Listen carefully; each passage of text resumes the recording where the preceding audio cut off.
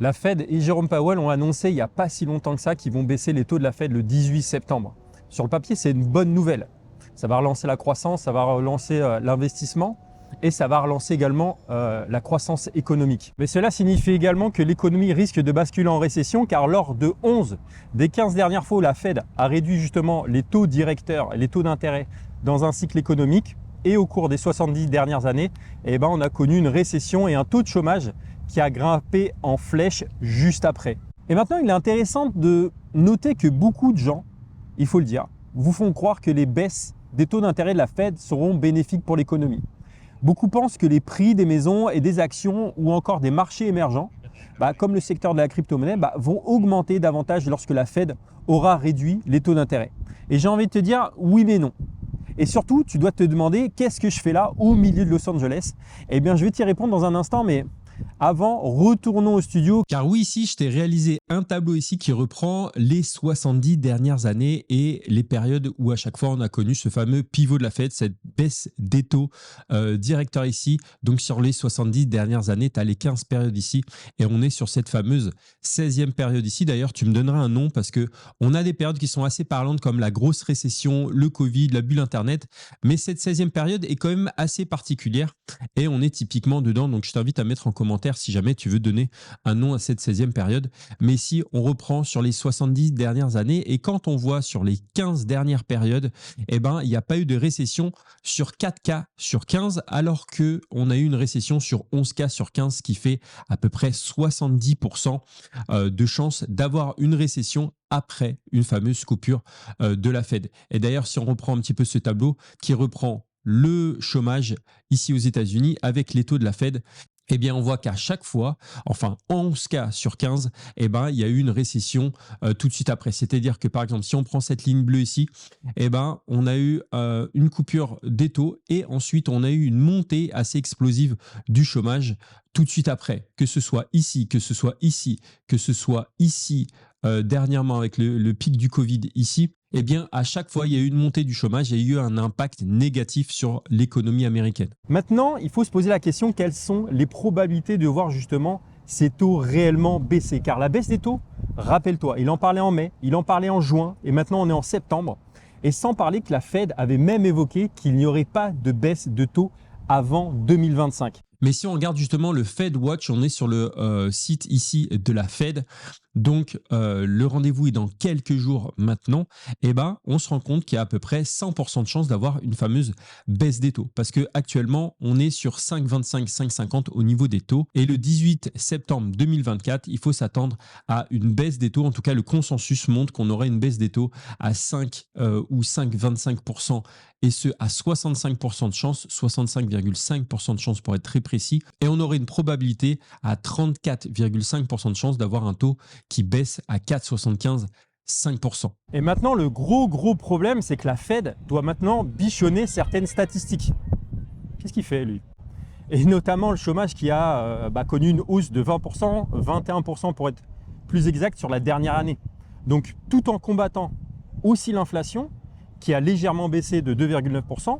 Et donc ici, on est clairement sur la corde raide en voulant faire ce qu'on appelle du soft landing.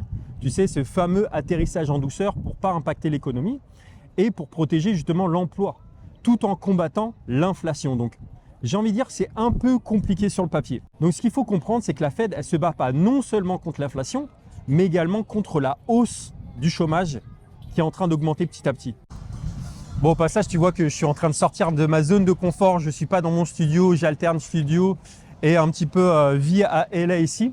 Donc, j'apprécierais que tu lâches un petit like juste pour me soutenir et pour me dire que j'avais raison de faire cette petite vidéo un petit peu compliquée dans des situations un petit peu complexes. Donc voilà, j'apprécierais un petit like. N'hésite pas à partager cette vidéo pour qu'un maximum de personnes soient au courant de ce qui se passe actuellement dans l'économie. Et repassons la vidéo. Et maintenant, tu dois te demander quel est l'impact que cela va avoir sur le marché action, sur le marché crypto.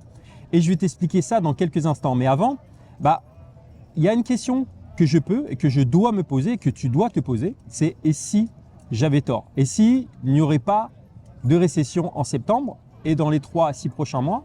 Et si justement toutes les statistiques vont nous faire mentir? Justement qu'il n'y ait pas de récession après justement la baisse des taux. Eh bien, je voulais justement pour te répondre à cette question-là, te montrer quelques chiffres qui sont assez inquiétants. Donc, si on regarde maintenant les chiffres, les statistiques vraiment précisément, et qu'on compare le cycle actuel par rapport au cycle précédent, eh ben, on se rend compte que, par exemple, ici, le chômage aux États-Unis, date à date, donc d'une année à une année, donc year to year, eh ben, on est à 21,3% d'augmentation d'une année sur l'autre, alors qu'en moyenne, à chaque fois qu'on a eu les fameuses baisses des taux de la Fed, eh ben, on était à 3,8%. Donc là, on a complètement explosé cette statistique-là, 21,3, alors que normalement, en moyenne, on a le fameux pivot de la Fed à 3,8. Donc, on pourra se poser la question d'ailleurs, est-ce que c'est pas trop tard? Est-ce que les chiffres du chômage n'ont pas complètement explosé? Et on en parlera juste après. Et si on regarde maintenant le taux de la dette par rapport au PIB du pays, eh ben, en général, en moyenne, eh ben, on était à 52,5% à chaque fois qu'il y a eu des baisses des taux. Et là, actuellement, on est à 123%, ce qui est tout simplement énorme. Et on se rend bien compte ici avec les 123,2% que la dette américaine est devenue pharaonique par rapport à ce qu'elle produit pour le pays économiquement, avec un PIB qui est à 2,6% avec normalement en moyenne 1,9. Et maintenant, si on regarde un petit peu le taux d'épargne, la proportion d'épargne des Américains, eh ben, on va dire qu'en moyenne, quand il y a eu une coupure des taux, on est à 8,9% et là, on est seulement à 3,4% ici de taux d'épargne au niveau des Américains, ce qui veut dire que le taux d'épargne est très très faible au niveau des États-Unis. Et si on prend maintenant la proportion entre les actions, le marché traditionnel avec les actions et le PIB du pays, on est déjà à 200%. Donc, ce qui veut dire qu'on est en période de surchauffe, sachant que d'habitude et en moyenne, on est à 72,4%. Donc là, 200%, c'est tout simplement énorme. Et d'ailleurs, on va regarder un petit peu où on en est vraiment dans le marché traditionnel actuellement. Et si on regarde au niveau de l'immobilier, eh ben, les biens immobiliers ont extrêmement du mal à se vendre. Et si on prend la proportion de l'immobilier par rapport au PIB du pays, on est à 176,4%, alors qu'en moyenne, on est à 117,8%. Et donc, si on compare le cycle actuel avec la moyenne des fois où à chaque fois on a eu une baisse des taux, eh ben, on a complètement explosé les records avec un chômage qui a complètement explosé. La dette qui ne cesse d'augmenter et le marché traditionnel des actions qui est en pleine explosion et ainsi que le marché de l'immobilier qui est en pleine crise. Et tu vois, par exemple, là, je suis dans une rue qui est connue pour être ultra commerçante, qui est Sud Street. Donc, tu vois, par exemple, sur Sud Street, ici, je me rappelle, il y a 15 ans, ça grouillait de monde. Maintenant, c'est quasiment vide. C'est un petit peu occupé par les homeless qui sont un petit peu partout. Il y en a un qui prenait une douche juste derrière là. Donc, tu vois, il y a 15 ans, c'était pas du tout comme ça. C'était vivant. Tu vois, même le cinéma, là, il est quasiment mort ici. Et ça, c'est le Covid qui a fait énormément de mal. Et puis après, si on parle de tout ce qui est macroéconomique a impacté énormément le pays, eh ben, ça donne une rue quasiment vide, des boutiques qui sont complètement fermées. Et seuls les gros tails, Nike, Tesla, Aldo, il y a quoi d'autre, H&M, etc., survivent encore aujourd'hui.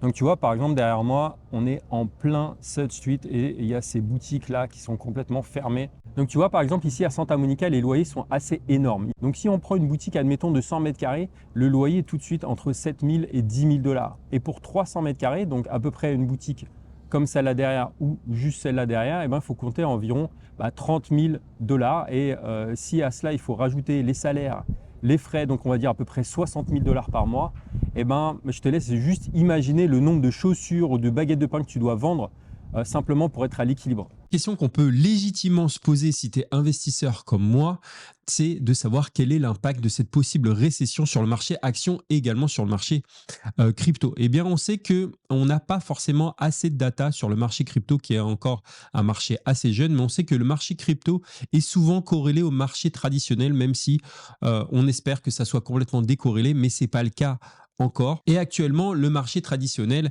est en pleine surchauffe. Si on regarde un petit peu le S&P 500, on est pratiquement sur un point le plus haut. Il est pratiquement à son ATH ici à 5630 dollars au niveau du S&P 500 qui est un des marchés, un des indicateurs importants. Si on regarde le Nasdaq, on est quasiment sur des points le plus haut. Si on regarde l'or, on est à 2552 dollars. On est sur des points de surchauffe. D'ailleurs, on l'a vu ici que la part des actions par rapport au PIB, en proportion du PIB, PIB, eh ben, on est sur une zone de surchauffe ici. Et ici, quand on regarde ce graphique ici, eh ben, on voit qu'à chaque fois qu'on a eu une montée ici du chômage, donc c'est quelque chose qui faudra être bichonné par la Fed ici, c'est le chiffre du chômage. Donc, il y aura l'inflation et le chômage. C'est qu'à chaque fois qu'on a eu une montée du chômage, eh bien, les actifs, le marché action, donc là ici, en l'occurrence le S&P 500, eh ben, connaît une chute assez drastique ici. Donc, c'est ça l'impact de la récession. Donc, on voit ici montée du chômage, baisse ici des valeurs actions. Pareil ici, montée du chômage, baisse des marchés actions. Ici, montée du chômage, baisse du marché actions. Ici, montée du chômage, baisse des actions. Montée du chômage, baisse des actions. T'as compris le truc. Sans parler ici du Covid, c'était assez violent ici. Une explosion ici du chômage et on a le marché action qui a également dégringolé. Donc ça, c'est un indicateur hyper important.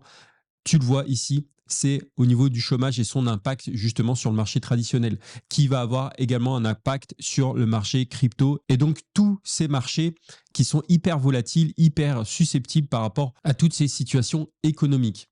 Et pourquoi je te dis ça ou je te montre cela maintenant? Tout simplement parce que je vois beaucoup d'analystes ou de pseudo-experts qui oublient de prendre justement en considération tous ces chiffres que je viens de te partager. Ils disent tout le temps ça va grimper, oui, mais là on voit clairement qu'on peut s'attendre à 3 à 6 mois compliqués sur le marché. Mais le pire qui pourrait arriver finalement, c'est de voir justement cette baisse de taux arriver mais trop tard. Et c'est ce qui semble déjà être le cas. Je pense que ça aurait dû être fait il y a 3 mois, 6 mois. Et on pourrait connaître à cause de cela une augmentation du chômage comme on l'a connu dans beaucoup de cas, dans 11 cas sur 15, et ainsi voir l'économie encore plus ralentir pendant quoi? 3 à 6 mois? Et donc si on prend finalement toutes ces datas mis bout à bout, eh bien tu vois ici que l'économie se porte très mal. Le marché tradit des actions est en surchauffe et la dette ne cesse d'augmenter de plus en plus et ce chaque jour. Donc qu'est-ce qui fait qu'on arrive aujourd'hui à encore tenir la baraque? Franchement, c'est une question que je me pose tous les jours et que tu te poses peut-être. Eh bien, il faut finalement un élément déclencheur et ça sera sûrement la baisse des taux directeurs. Mais il faudra également surveiller tous les autres facteurs que je t'ai évoqués. Mais encore là, je ne te parle même pas du marché immobilier ici aux États-Unis qui est franchement en crise dans pas mal d'États. Et les maisons, il faut le dire, se vendent pas alors que les taux d'emprunt ont baissé. C'est assez fou. Et donc ici, on peut légitimement se poser la question et essayer de tirer le positif, de regarder les 4 fois sur 15 où on n'a pas connu de récession ici. Donc on parle de 1966, on parle également de 1984, on parle de 1995 et 1998 qui sont les traits ici gris. Donc à chaque fois qu'on n'a pas connu de récession, c'est ces périodes-là où en fait le chômage a baissé, mais on était sur déjà des points assez hauts au niveau du chômage. Ici aussi, c'était pareil. Ça a baissé, donc 1995-1998. Et si on regarde là, 1966, c'était une période où le chômage était déjà à 3,6-3,7%. Et pareil, ici, on était sur des niveaux assez hauts. Mais si on regarde un petit peu en profondeur au niveau des chiffres, et si on analyse le cycle actuel par rapport au cycle où on n'a pas connu de récession alors qu'il y a eu une baisse des taux, eh ben, regardons un petit peu ici, les 4 fois sur 15, on n'a pas connu des récessions. Eh ben, c'était lorsque le chômage était à moins 10% ici, d'une année à une autre, alors que là, on est à plus 21%. Donc, on est sur des chiffres records et complètement fous. Ici, au niveau du chômage, si on regarde le PIB, eh ben, on était à 4%. Aujourd'hui, dans le cycle actuel, on est à 2,6%. Si on regarde la part de la dette américaine par rapport au PIB, eh ben, on était lors des non-récessions à 51%, alors qu'aujourd'hui, on est à 123%. La dette ne cesse d'augmenter. Elle est d'autant plus importante aujourd'hui par rapport au cycle où on n'a pas connu de récession. Pareil, si on regarde le taux d'épargne, on était à 9,2% en moyenne contre aujourd'hui 3,4%. Donc en fait, il n'y a pas beaucoup de réserves dans les caisses des Américains justement pour contenir éventuellement cette récession. Donc si on regarde la proportion action par rapport au PIB, on était à 71% et là on est déjà à 200% en période de surchauffe. Et si on regarde l'immobilier, 112% et aujourd'hui à 176%. Donc si on regarde juste les chiffres ici, eh ben ça sent pas bon pour justement éviter possiblement cette récession. Donc ici, tu l'as compris, il est super important de regarder, de savoir lire, de savoir comprendre, d'analyser tous ces chiffres pour justement prendre les bonnes décisions, savoir quand investir, quand des fois se calmer, sentir un petit peu le vent tourner. Et justement, ce sont des choses que je partage dans mon club. On parle stratégie, on parle investissement. Et finalement, ce n'est pas en faisant ce que fait la masse que vous ferez partie des 10% qui sont les plus gagnants sur le marché des actifs. Néanmoins, je vais te traquer ces datas-là dans les prochaines semaines, dans les prochains mois, justement pour suivre un petit peu l'évolution des choses, de l'économie, de cette possible récession. Et pourquoi pas te refaire une autre vidéo ici à Los Angeles, te partager un petit peu mon quotidien, te partager également le quotidien de millions d'Américains ici.